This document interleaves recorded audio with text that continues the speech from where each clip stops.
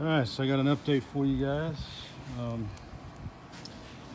You've seen some of my previous videos. This is my new 2019 1500 Classic.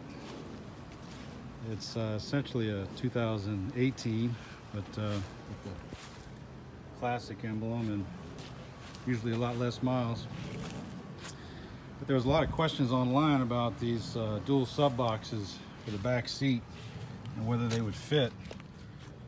I've seen all kinds of stuff, you know, from 2002 to 2015 will fit, and then if you go to 16 and 17 you have issues.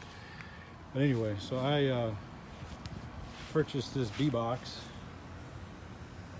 enclosure, and I'm here to tell you that it fits the 2019 Classic, and the Bbox on their website said they fit 2002 to 2018. So hopefully this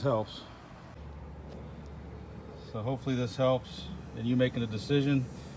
It does fit, and I think the only issue is that there's a little gap right there, but honestly I could care less. From what my setup, the seats do come down, they sit flush, and honestly once the seats are down, I don't think, maybe you do notice that a little bit, but not much. I didn't have to raise the seats, I didn't have to put any spacers or anything.